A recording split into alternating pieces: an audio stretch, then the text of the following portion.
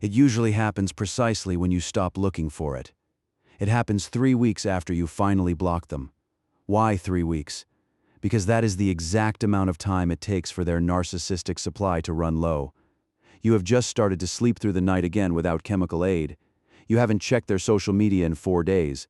Your cortisol levels are dropping.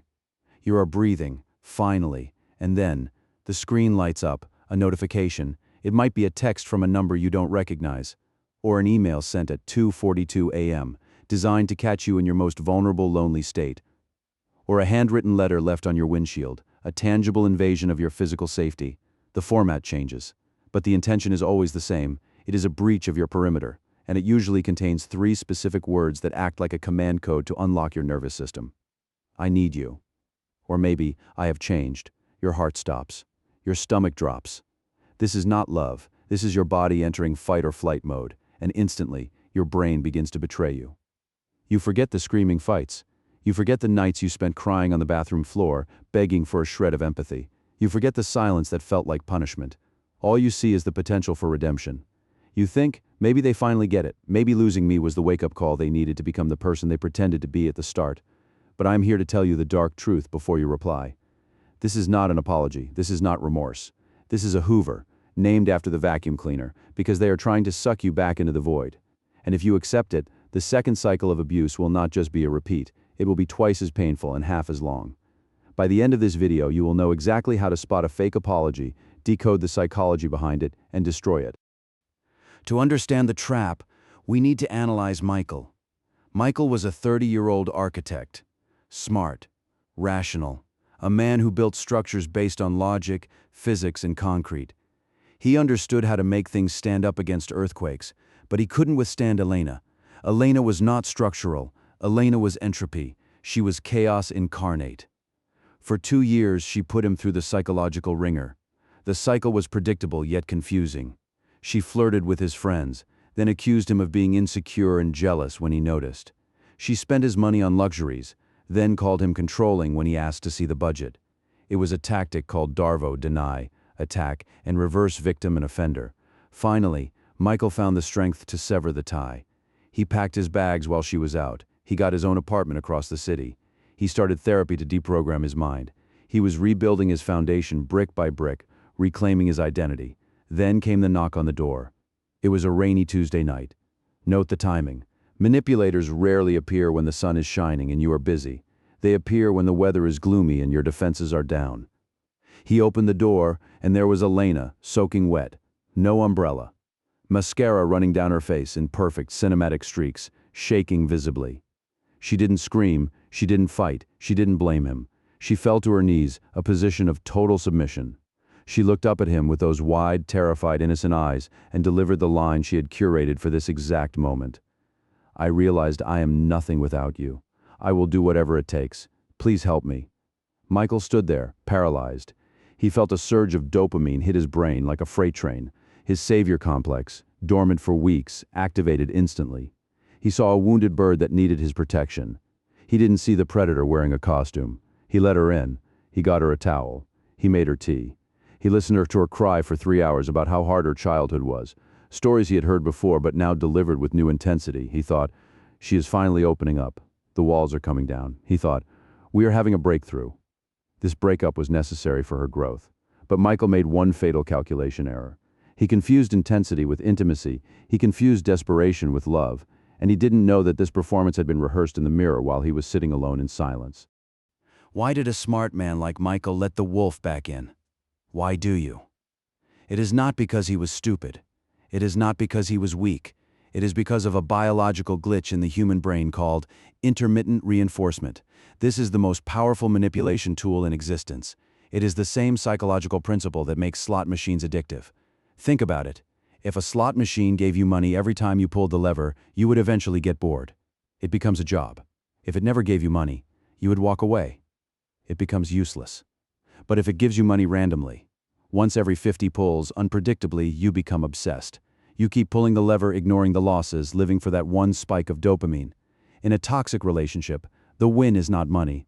The win is their kindness. The win is the version of them that existed in the beginning. The win is the apology.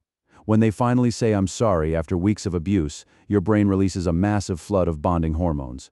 Oxytocin, the love hormone, and dopamine, the reward hormone. This chemical cocktail washes away the cortisol, stress hormone, that has been poisoning you. The relief is so powerful that it actually feels like euphoria. This is the mechanics of trauma bonding. You are not addicted to the person. You are addicted to the relief they provide from the pain they caused. Read that again. They are the arsonist and the firefighter. They break your leg, and then they offer you a crutch. And you are so grateful for the crutch that you forget who held the baseball bat. But there's another mechanism at play here, lurking in Michael's subconscious. It is called the sunk cost fallacy. Michael had invested 2 years into Elena. Money, time, emotion, social capital. If he admits she is a narcissist who will never change, then those 2 years were a waste. A bad investment. That is a painful reality for the ego to accept. But if he believes her apology, if he believes she can change, then the investment was worth it. The suffering had a purpose. His brain is tricking him to protect his ego from the shame of being conned. It is easier to believe a beautiful lie than to accept an ugly truth. And manipulators know this. They know you want to believe them. They are banking on your hope to blind your logic. So they serve you an apology that looks real, but tastes like poison. Let's look at the menu. There are 6 specific types of fake apologies they use to hack your brain. I guarantee you have received at least 3 of these. Type 1 is the shift blame apology. It sounds like this. I'm sorry I yelled at you, but you know how to push my buttons. Or, I'm sorry I cheated, but you were so distant lately I felt abandoned. Do you hear the word but? In psychology and linguistics, the word but is a negation. It deletes everything that came before it. They are not apologizing for their action. They are blaming you for their reaction. They are rewriting history to make you the instigator of your own abuse. This is designed to trigger your guilt. Instead of accepting the apology, you find yourself saying, I didn't mean to be distant, I'll try harder. You just apologized to your abuser. The trap snapped shut. Type 2 is the blanket apology. This is when they say, I'm sorry for everything. Or, I know I've been a bad boyfriend. This feels grand. It feels sweeping. It feels humble. But it is empty. It is vague on purpose. If they don't specify what they are sorry for, they don't have to take accountability for specific events. If you bring up the time they stole money from you later, they will say, I already apologized for everything. Why are you bringing up the past? It is a get-out-of-jail-free card. They want to wipe the slate clean without actually cleaning the mess. Type 3 is the victim apology. This is exactly what Elena used on Michael. It involves tears, hyperventilation, self-deprecation. I'm such a mess. I don't know why I ruin everything. I'm broken. Nobody could ever love me. This triggers the caregiver reflex. Suddenly, you're comforting them. You are hugging the person who hurt you. You are saying, no, you're not unlovable. We can fix this. You're a good person deep down. The script has flipped 180 degrees. You were the victim 10 seconds ago. Now you are the therapist. They have weaponized their own incompetence to hijack your empathy and avoid accountability. It's emotional jujitsu. Type 4 is the transactional apology. I said I was sorry, so why are you still mad? They view an apology as a coin they insert into a vending machine. They put the coin in. They expect the forgiveness, the product, to fall out immediately. If you don't forgive them instantly, they get angry. I already apologized. You just want to hold on to the past. You love being the victim. This anger reveals the truth. They are not sorry for the pain they caused inside you. They are sorry for the consequence they are facing outside themselves. They don't want reconciliation, they want the penalty to stop. They want access to the house, the bank account, and your body. The sorry is just the password. Type 5 is the minimizing apology. I'm sorry you feel that way. Or, I'm sorry you took it as an insult. This is gaslighting distilled into a single sentence. Look closely at the grammar. They are apologizing for your feelings, not their actions. They are implying that your reaction is the malfunction, not their behavior. It is a way to look like the bigger person socially, while subtly calling you crazy or oversensitive. It invalidates your reality while pretending to validate your emotions. And finally, type 6 is the Grand Hoover. This is the most dangerous one because it feels the best. This is when they buy you a car, or book a surprise trip to Paris, or get a tattoo of your name on their neck. It is a massive gesture designed to overwhelm your logic with awe. It is love bombing returned from the dead. They are trying to buy your silence with grandiosity. But ask yourself this. Does a trip to Paris fix the fact that they lie to your face about who they text? Does a new car fix the fact that they lack basic empathy? No, it just puts a shiny coat of paint on a rotting house. This is also known as future faking, creating a fantasy future to distract you from the miserable present. I want you to pause this video right now. Go to the comments. Tell me which one of these 6 you have received. Let's see which one is the most common. My bet is on the victim apology or the shift blame, but let's go back to Michael, because he accepted the apology, and 2 weeks later, he learned a hard lesson about the nature of evil. Michael took Elena back. For the first week, it was heaven. This is called the honeymoon phase 2.0. She cooked his favorite meals. She cleaned the apartment. She was sexually attentive.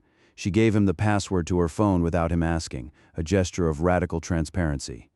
Michael felt validated. He thought, I was right to trust her, she just needed a scare to realize what she had. But a mask is heavy. It requires energy to maintain a false persona, and narcissists cannot hold it up for long. By week 3, the cracks appeared, a sarcastic comment about his job here, a mysterious disappearance for 4 hours there, and then the explosion.